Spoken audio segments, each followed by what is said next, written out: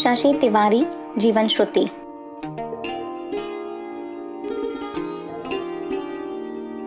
It is a matter of pride for current Sanskrit world that we have among us few teachers and scholars who remind us our ancient Guru Parampara. Especially praiseworthy are those who dedicated their maximum time to the Vedic studies and research and side by side maintained a simple, satisfactory and exemplary life with all modern understanding. Professor Shashi Tiwari or Dr. Shashi Tiwari, better known, is one such well-known name recognized for her contribution and achievements. We are bringing here a small video for featuring her works, scholarly contributions and recognitions to celebrate the occasion of her 75th birthday by her peers, well-wishers, friends and students. On her father's advice, she chose Sanskrit and later Vedas for her masters in arts. She got top positions in both BA and MA and so was awarded 7 gold medals from Lucknow University. She started her research work spending long hours at the library reading books. She completed her research work in a record time and received the PhD degree in Sanskrit in 1968 from the Lucknow University. In August 1968, Shashi started her professional career from Bakunthi Devi Mahavidyalaya of Agra. She got married on 20th Feb 1969 to Shri Sid Gopal Tiwari, a scientist in RDSO, Lucknow. Due to her research-oriented aptitude, along with her teaching work, she attended seminars, conferences, workshops, etc. and enjoyed writing papers. Hence, her first book Rigvediya Apri Sook was published in the year 1981, which was awarded afterwards from Sanskrit Academy, Rajasthan. Till then, the pen of Dr. Tiwari is working non-stop and as a result, total 37 published books are today to her credit. She has received more than 28 academic awards from various academic institutions of India, including Sanskrit Sahitya Seva Samman, Sanskrit Shri, Sanskrit Shikshak Puruskar, Vishisht Puruskar, Maharishi Vyas Samman, Vidya Sagar Award, Mahila Ratna, and finally, the prestigious Rashtrapati Samman, Certificate of Honor from the Honorable President of India for Sanskrit in the year 2015. She is felicitated in some foreign universities also. All this reflects the continuity and advancement of her work as well as recognition by the academic and the scholarly world. Dr. Shashi Tiwari has worked continuously for the promotion of Vedic knowledge as the Secretary, General Secretary and now President of the wider Association for Vedic Studies WAVES, now well established as a registered and multidisciplinary academic society. In this regard, especially worth mentioning are 24 national conferences with international participation which she successfully organized in different parts of India and Nepal along with several other lecture programs and symposiums. Preservation and expansion of Vedic wisdom is main goal of WAVES and all such activities coordinated well by Dr. Shashi Tiwari. Dr. Shashi Tiwari not only organized WAVES conferences in India but herself participated in these meets as a key speaker, chair or panelist. Being one of the director of WAVES International, she also coordinated conferences of WAVES International and attended all of them organized at USA. She attended about 48 international conferences, some were held in India and rest in the foreign land. To participate in these academic events, she travelled several times to foreign countries, especially to Italy, Canada, South Korea, USA and Nepal. Due to her scholarship, updated knowledge, interesting and clear way of narration, she was invited for academic contributions or to deliver special lectures by many institutions throughout her career. Through the gatherings of scholars and researchers at such programs and symposiums, she tried to inspire current and future researchers towards the glory and relevance of Vedic wisdom. Her friendly nature and clear vision made many scholars her friends and young scholars curious about Vedic wisdom. Thus, an harmonious atmosphere is seen in such gatherings without any discrimination among scholars, friends and students. Dr. Tiwari always cared about the future of youth and taught them to learn ancient principles in true sense from the direct sources. She has a wishful thinking for friends and young scholars. She seems quite confident about the future of Vedic studies as well as about the bright future of our brilliant young students. They too have an affectionate regard for Madam Tiwari. The Professor Shashi Tiwari Felicitation Volume, released on 19 September 2021, reflects in true sense the affectionate regards of her friends, well-wishers and students.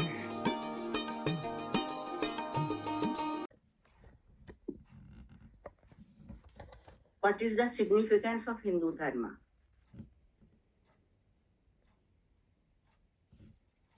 It is the oldest religion of the whole world. This is the first point about the significance of Hindu Dharma. Oldest religion of the world. Why? Because it is based on the oldest book called Rig Veda. There are 4 Vedas, and Rig Veda is the first Ved, and it is the oldest Ved, and this Dharma is based on that Rig Veda, which is the first book of all human beings. Generally, it is called that it is the first book of the library of the humanity. So, naturally, Hindu Dharma will be the first oldest religion of the world. It is most varied and wide and great among all the religions of the world. There are 12 living religions at the world at this time, and Hinduism is the greatest and oldest religion. Hindu Dharma is universal, not for one time or one community. Again, I have a problem. This gallery or view is going on here, so how to remove it?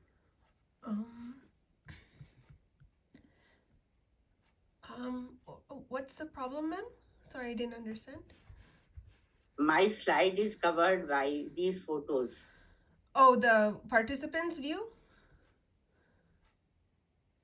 Yes, 3 are there. So at the top, there should be something on your top right hand side. There should be something called view options. If you click on that, More. at the bottom, I have to go to more. View options at the top right hand side,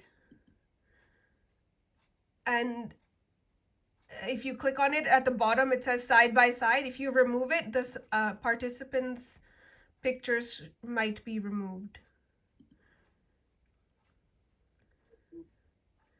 Do we have an email? It's looking fine for us. Yeah. We just see the slide. But for me, it is covering. Yeah. Oh, okay. Do we have an emailed copy of this by any chance? I could do that. Yeah, then I can control it on my side as you're talking.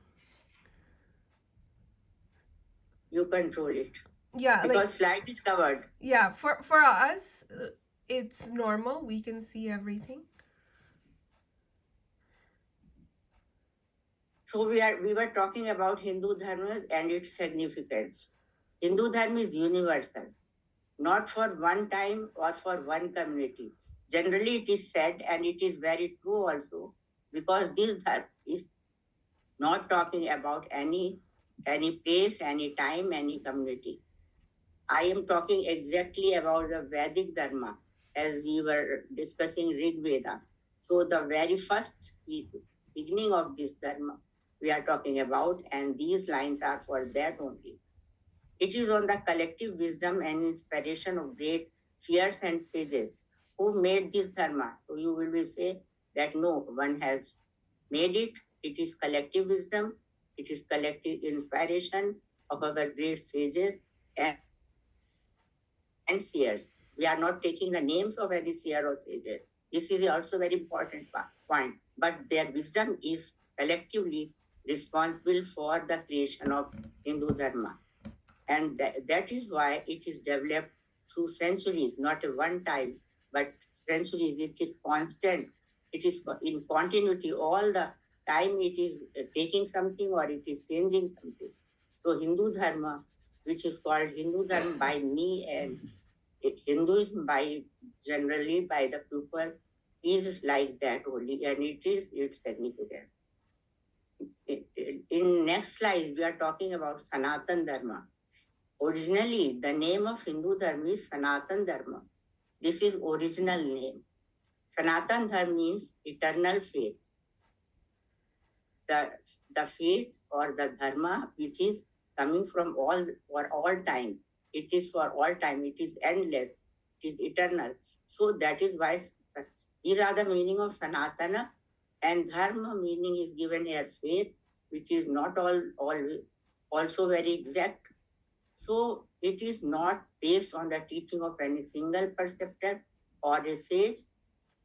You can say that it has no founder, like other religions have their founders, not of any one text. It is not depending on a text or few texts, but it has its base on the full library of scriptures. There are so many scriptures which are responsible to frame this Hindu Dharma. And in one line you may say, Vedo Akhilo Dharma Moolam. For the Akhila Dharma, its mool, its root, its foundation, for the whole foundation, for the whole of the whole Dharma, Vedas are the base. They are drawn from Vedas. Principles are drawn from Vedas. Or the important views are coming from the Vedic seers, Vedic rishis, Vedas, Vedic mantras. Sanatan Dharma. There are two names now. We have learned that one is Hindu Dharma, the another is Sanatan Dharma. Both terms are not in the Vedas. This is important point again. Both the terms are not coming from the Vedas. Generally, people ask me from where Hindu is coming. So I will say no, it is not found in Vedas. Sanatan is coming. No, it is not also coming from the Vedas. Hindu is later I will discuss that. But Sanatan, for Sanatan term, we can say Ramayana onward, it is used. And even in the Bodh Dharma also, Sanatan term is used. Buddha Bhagwan is always saying, Esha Dhammo Sanatana, Esha Dhammo Sanatana. So he is calling his own principle Sanatana because he knows that they are the basic Bharatiya views or Indian views. So Sanatan means endless or eternal, Dharma means right conduct, and now we can frame a definition which is not very appropriate, but generally we can say like that.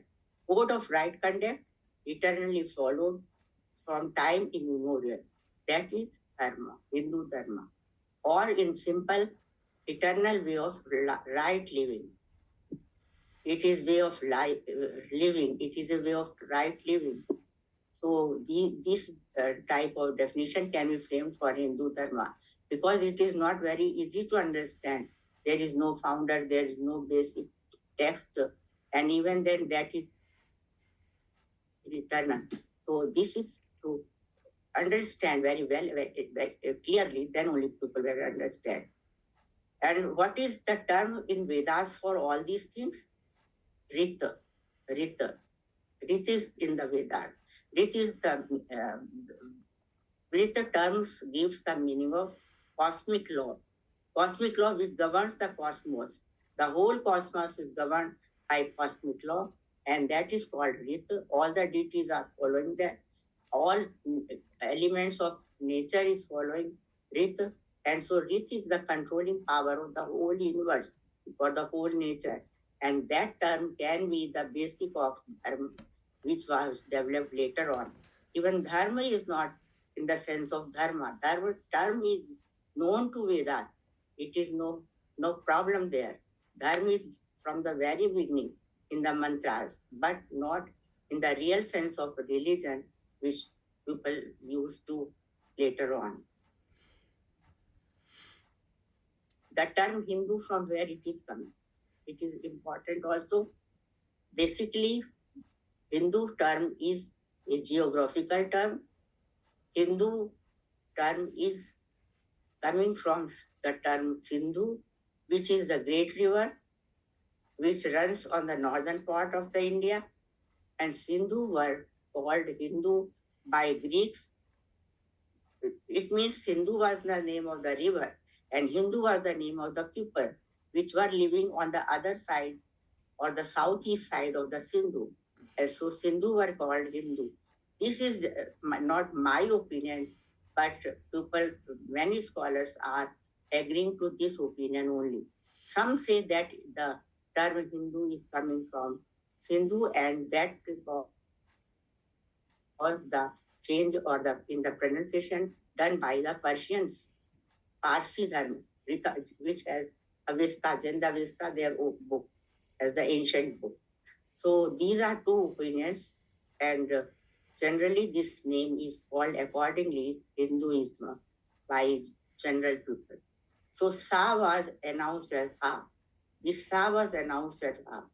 Sindhu was announced as Hindu, and thus Hindu term was coming in the civilization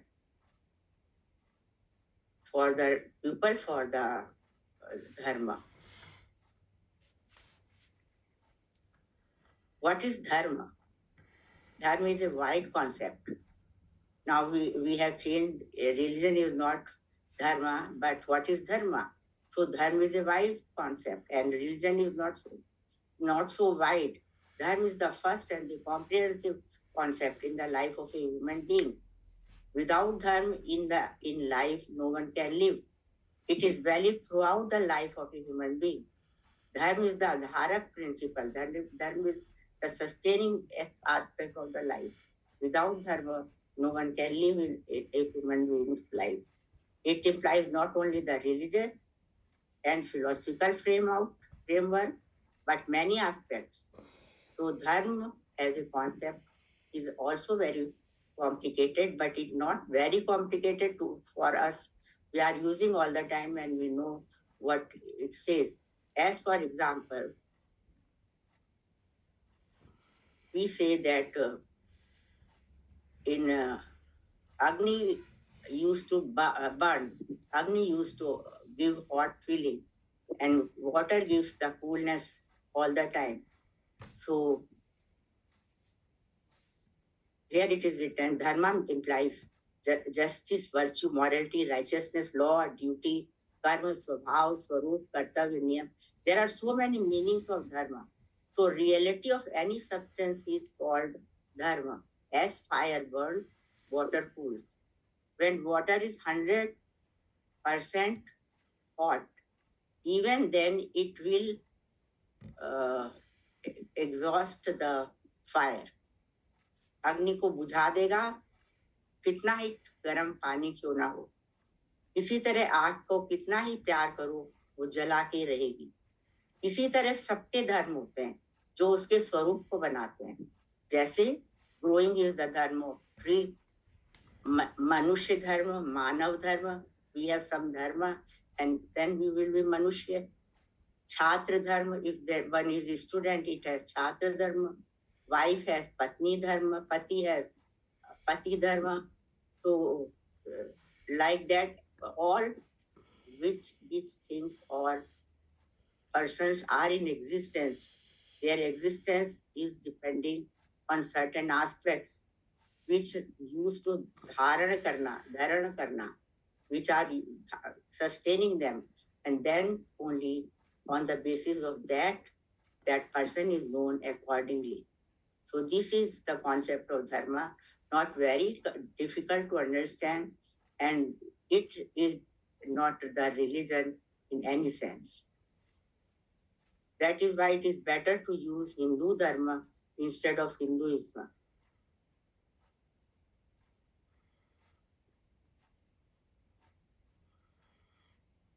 Now in summary, what is Hindu dharma? It incorporates ideas of different order, a variety of beliefs, customs, rites, and philosophies have emerged or assimilated in Hindu dharma. As we all know, there are different opinions in Hindu dharma. One can eat food after bathing, or one can eat food without taking his bath. Both are Hindu, no change will be done there. So like that, if one goes to mandir, if one do not goes to mandir, both will be Hindu. So different orders are there and different beliefs are there, different customs are there. We have so many thoughts about anything.